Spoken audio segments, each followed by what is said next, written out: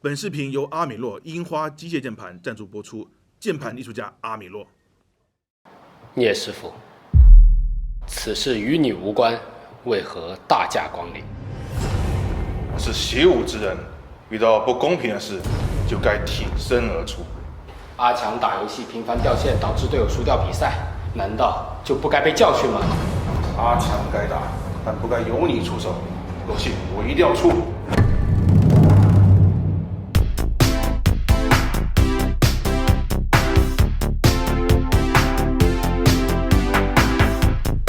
不要打了啦！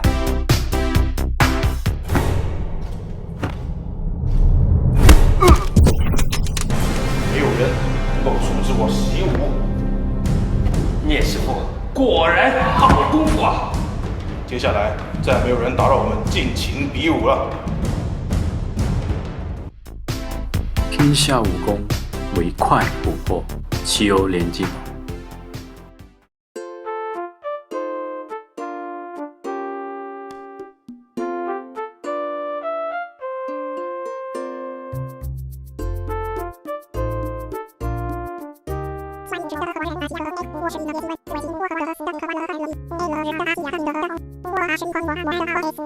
怎么样？现在应该能够听清楚了吧？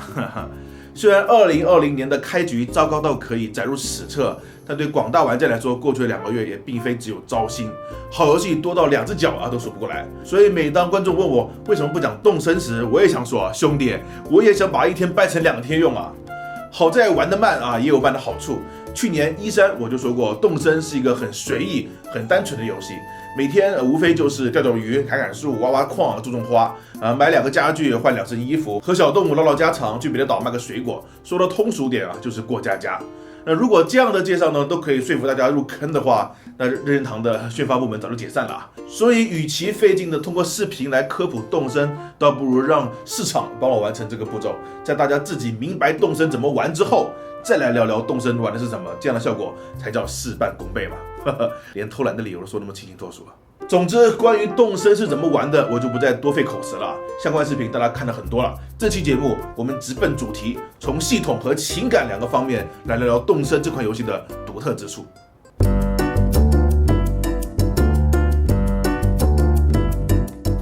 动森大概是我们做视频以来素材录的最少，但也是最杂的一次。因为它的节奏以现实的天为单位种棵树要4天，刷新水果要3天，改造房子要1天，发个东西给朋友快递都要等1天，哪怕任劳任怨的从早干到晚，仅仅1天时间，也不可能对自己的小岛产生质的影响所以我不需要像其他游戏那样时刻记得录像，生怕错过了精彩画面。如果连续几个小时的鲈鱼有约也能称为素材的话，那么继程序员之后，我们的剪辑师也要杀人了。与现实时间同步是动森玩法的一大核心，它所影响的不光是昼夜交替、动态天气、季节变化这些视觉上的，同样也影响着植物生态、动物分布以及玩家行为背后所度过的时间感知。比如在其他游戏里和某个 NPC 搞好关系方法大概有这种礼物、特殊剧情、共同作战等等系统，唯独不会有日久生情这个生活中最常见的选项。而动森提升好感度的方法，虽然也就是送点东西、聊聊天、完成小任务，但当这个过程的时间被拉长到与现实同步之后，对 NPC 的好感的提升就不再是游戏里的好感度的数值，而是玩家本身对他的情感变化。同样一个系统，前者是用游戏的方式模拟生活，而后者则是用生活的逻辑带入游戏。动森的时间同步真正改变的不是游戏呈现给玩家的形态，而是玩家对自己行为的思考方式。为了达到这样的效果，动森的体验必须以超长的现实时间跨度为前提，所以它更倾向于鼓励玩家经常回到游戏相比每天干8个小时，连干2个星期后封游戏，动森更鼓励哪怕每天只玩1个小时。然而现实是骨感的，与现实同步听起来很简单，但却远远不是放慢节奏就能实现的。大部分游戏都是以避免玩家退出为基本准则的，而且随着游戏越来越复杂、越来越沉浸，也变得越发重要。哪怕是很喜欢的大作，也有可能因为游玩间隔太久而莫名的没有动力继续游戏近年来，我越来越觉得打开个游戏要比打通个游戏还困难。周末有一半的时间都是在想玩游戏又不想打开游戏的纠结中度过。究其原因，玩游戏是一件很耗精力的事，哪怕只是无双里割下草，也并没有以为的那么轻松。因为游戏天生就是一种目的性很强的娱乐。玩马里欧，我们想从公主的手里拯救库巴；玩吃鸡，想苟到最后；玩格斗，想玩虐对手；玩 RPG，想看更多剧情，穿更好的装备，追更亮的踢法。这是人的天性啊，也是游戏开发需要利用的。所以市面上那些和动森一样游玩周期很长啊，需要经常离开又回来的游戏，会发现他们的做法都可以总结为强化游戏目标。就像网游一定会有复杂的成长系统，一定会有大堆的装备需要制作，会有如星辰大海般的每日任务，还喜欢搞什么现实任务啊、物品强化啊、稀有道具啊等等各种费时费力又费钱的设定。目的很简单，就是玩家有目标，有了目标，游戏就有动力。然而最奇妙的地方就在这里啊！动森不但不强调游戏目标，还特别注重弱化目标。比如玩动森的第一天，来到无人岛搭个帐篷，简短的欢迎仪式结束后，立即就宣布自由活动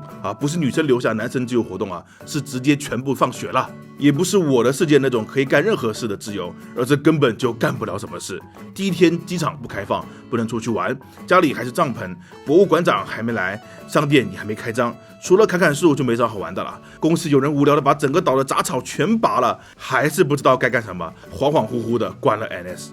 如果按照传统游戏开发理念来看动森的开局，那简直就是一个教科书级的错误示范啊！这可是序章啊，游戏开发的必争之地。多少团队绞尽脑汁、费尽心机，为了就是能在开头引起玩家的兴趣啊！你看 FF7、R1都把序章做出花出来了。动森倒好，上来就佛系待遇，爱答不理。换成其他游戏，玩家直接就开喷了，好不好？就算这代加入了类似每日任务一样的离城系统，可以提供一定程度上的目标，但它骨子里还是一个不想提供目标的系统，因为这些任务要求都太普通了，就算不去进行，迟早也会完成。一开始还会特意去达成，后来就无所谓了。与其说是要玩家完成的目标，倒不如说是日常操作的记录。就像老师给你布置任务，你每玩10分钟游戏，我就给你100块钱，你会觉得这是任务吗？你会认为老师你是嗑了药吧？游戏里唯一明确的目标，就是像离级贷款买房后还房贷了。但是这房贷既没有期限，也没有利息，还不用给首付，把钱存进 ATM 还会返给我利息，还是月结的直接空手套白狼啊！就这种待遇，哪家银行能够提供？以后谁还敢说我离哥是奸商？我聂问第一个跟他斗舞。总之，家具收集再多也是用来观赏的，没有太多的互动。赚钱本身也不够重复劳动，和朋友联机就是大型的卖萌过家。每天好像有一大堆事情可以做，但仔细一想又会发现，无非就是猛男解树枝、鲈鱼大乱斗，似乎就算什么也不做也没啥损失。然而就是管不住自己的手，就是忍不住想开游戏，想做那些可有可无的事情，就是每个星期都重复着周日大头菜、周六天台见的人间惨剧。果然，珍爱生命还是得从睡懒觉做起啊！动森的游戏设计看似违背了传统，但其背后的原因也正是任天堂在追求的有悖于传统的游戏体验。老任对动森这个游戏的定位，不光是随时可以打开，同时也得随时能够关闭。这种发自内心的随性，是强调目的性的传统游戏所不具备的。所以，如果动森选择强调游戏的目标或者给出一大堆升级列表、明确好感度的指标，又或者将素材的获得和制作复杂化，其结果就是动森会变得越来越接近于《星露谷物语》、《牧场物语》、《模拟人生》这样的游戏当然，不是这些游戏不好玩，恰恰相反，这些游戏太好玩了。他们制定的一系列明确的目标，以至于我们一上手就不想离开游戏。然而，任天堂并不希望把玩家关在游戏的世界，他更希望动森能以陪伴的方式存在于玩家的生活中。所以，游戏里杂货店才会设定晚上10点钟关门，素材要以天为单位刷新，没有明确的主线剧情，甚至不存在通关概念。所有这些设计都是在鼓励玩家离开游戏，不要纠结于眼前的得失。那么问题来了，如果动森让玩家随时能离开游戏，那又是如何让玩家回来的呢？大家不妨回想一下，每天打开动森最期待的是什么？是不是大头菜熔断了没？什么道具高价回收？杂货店卖什么家具？服装店刷新了什么衣服？树上的果子结了没？杂交的花开了没？又或者营地那边新来的动物长得好不好看以及西施会又卖了什么萌？没错，吸引玩家回来的正是这些不确定性所带来的期待与惊喜。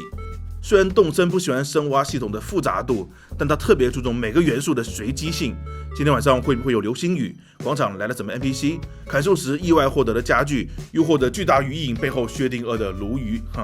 再复杂的系统也会被有玩家吃透的一天，但一个小小的惊喜却可以换来一整天的快乐，有点像我们说的小确幸这很符合动森追求的细水长流的游戏体验。当然，别忘了游戏名字叫动物森友会，小动物可是灵魂啊！如果没有实际接触过这个系列，很难想象任天堂在这些小动物身上花了多少精力。数以百计的造型设计，全都有自己的命名和性格设定，从说话的口头禅到日常的兴趣爱好、行为举止，每个小动物都是独一无二的存在。或许刚开始还有点不信邪啊，不就台词写得多嘛，说多了还不是重复的。但是随着时间的推移，这些动物的鲜活程度将会变得超乎想象。他们有自己的习惯，他们会在家里搞发明，会生病，会在广场上唱歌，会因为玩家的鼓掌而害羞，会聊天，也会互相吵架，甚至还有小动物会在别人吵架时当和事佬。岛上的丰年热爱运动，整天想要炫耀自己的腹肌，但是也会在背地里不好意思的偷偷告诉玩家自己每天早上做俯卧撑都会做到一半就睡着。冉姐是个夜猫子，大晚上还能看到她在岛上晃悠，会抱怨自己每次睡觉前想看点漫画，最后都会因为在意剧情干脆看完一本。小丑模样的皮耶罗则是艺术家，有一次他给阿妹写了一首诗，想要装逼随之反而被对方发现几个错别字尴尬之下，他却不紧不慢地回了一句：“哎呀，有一点点苦涩啊。”这一刻，我真的觉得这家伙实在是太逗了，他根本不像是一个 NPC， 他就是一个生活在我岛上的真实居民。所以我每天都很期待打开动森，期待小动物又会发生什么好玩的事。这种驱动力一点都不输给 3A 大作。对很多人来说，动森或许是一款看起来很简单的游戏，没有复杂的玩法，没有复杂的系统，甚至没有很难的开发技术力。但这么多年来，动森的成长之路却基本没有遇到对手，其原因正是它的魅力并不是依靠玩法和系统。动森拼的是细节和舍取，前者是任天堂最擅长的领域，后者则是打破业界的理所当然，大胆弱化游戏目标的开发理念。所以模仿动森的外壳是没有任何意义的，因为这款游戏玩的就是内功。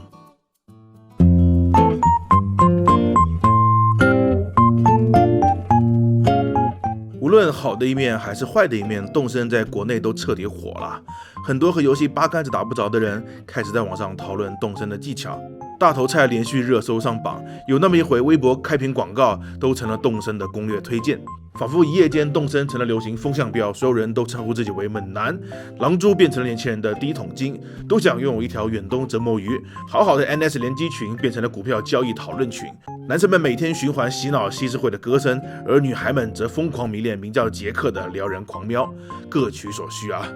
有些人可能会费解任天堂旗下那么多毁天灭地的 IP， 宇宙第一的荒野之息也才半只脚踩在了圈外，怎么这动森就一下子飞了出去呢？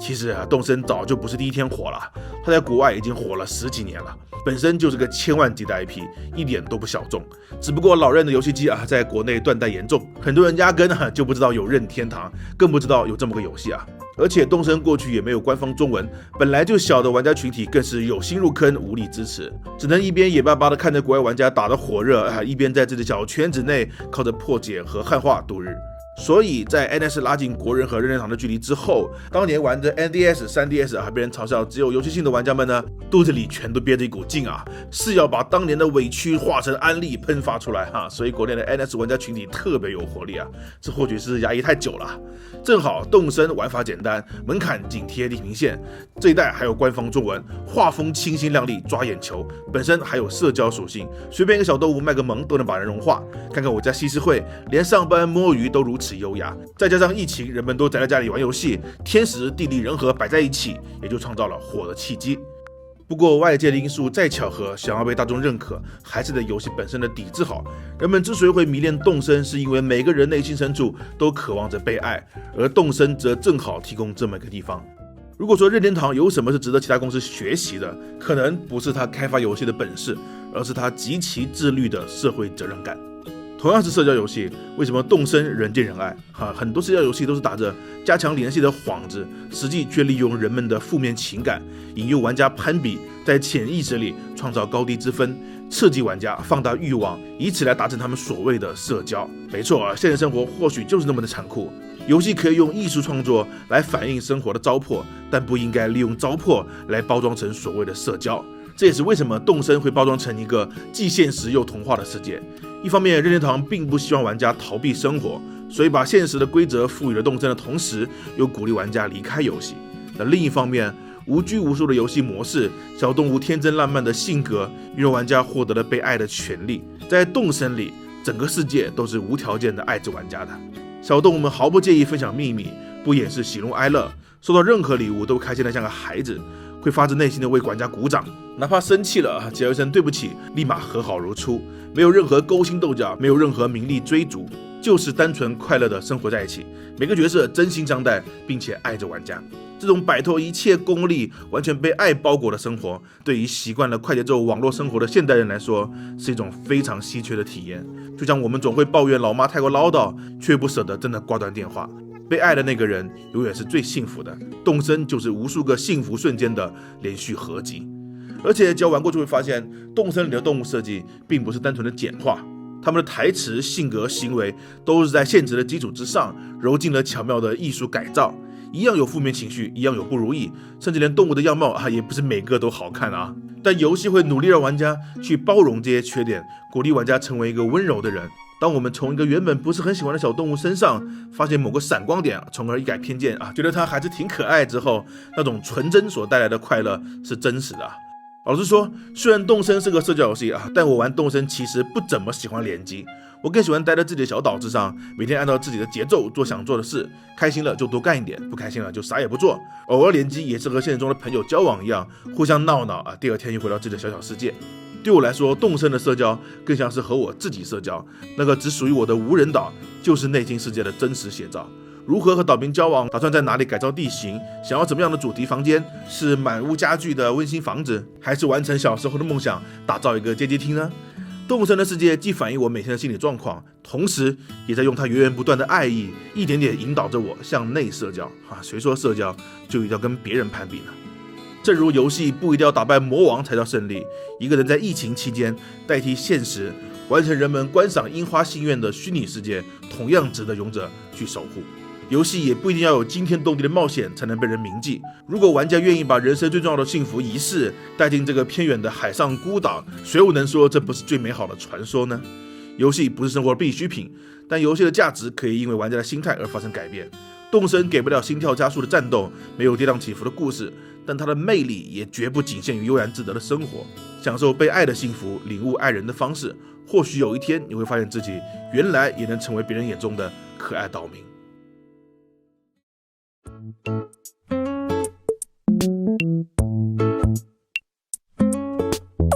动森里最有意思的就是每天都去商店里看看刷新了什么有趣的家具，这个现实里也有同样的乐趣就是各位可以到我们的淘宝商城 Gameker 宫壳商城看看有没有刷新什么好玩的游戏周边，我们还在不断上新品最好每天都去看看